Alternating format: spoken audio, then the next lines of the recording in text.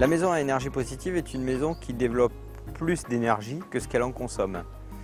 Donc aujourd'hui, quand on fait le bilan de la maison, tout d'abord, elle n'émet pas de gaz à effet de serre. Et en énergie primaire, quand on fait le bilan de ce qu'elle produit et le bilan de ce qu'elle consomme, on est largement positif. C'est-à-dire que par l'intermédiaire du photovoltaïque, qui est revendu à EDF, on développe plus d'électricité que l'électricité consommée dans cette maison.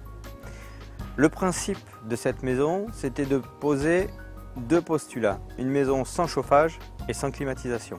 On a réussi en fait à faire une maison sans chauffage par le biais d'une gestion de l'air à l'intérieur du bâtiment qui est très fine avec un minimum de déperdition en couplant un puits provençal à une ventilation double flux. L'idée c'est d'être performant dans tous les compartiments. Donc ça veut dire à l'utilisation, la maison ne doit pas coûter cher, à l'entretien, elle ne doit pas coûter cher, mais aussi elle doit être pratique à vivre, notamment dans l'usage de l'informatique, du câblage et du réseau. Donc par exemple aujourd'hui, sur une prise RJ45, on arrive à avoir le câble, le téléphone, Internet et la télévision. Ça c'est la première des choses. La deuxième des choses, c'est qu'aujourd'hui on a une gamme qui est très large en matière d'interrupteurs et de prises, qui fait qu'aujourd'hui on arrive à s'adapter avec cette gamme Celiane un petit peu à toutes les architectures, toutes les couleurs et tous les choix que ce que veulent les gens, avec un pratique intéressant, puisque par exemple quand on a des plaques de propreté anodisées, à l'entretien c'est toujours intéressant. Ce qui nous a paru important aussi de faire, c'est une maison pratique et utile, donc une maison intelligente.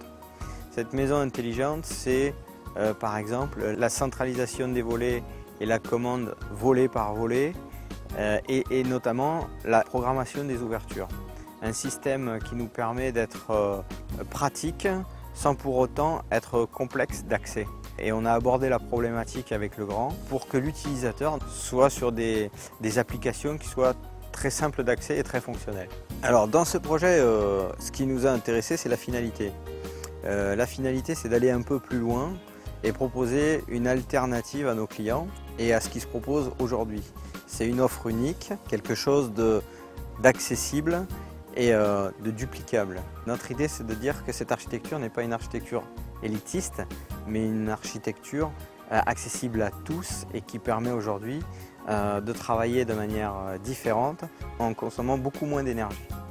En ce qui concerne le côté pratique de la maison, on sent bien que c'est très important dans la pratique des maisons d'aujourd'hui et notamment dans le fonctionnement de tout ce qui est appareillage et fonctionnalité, comme la programmation, la centralisation et le contrôle des dépenses d'énergie par le biais des appareillages Legrand.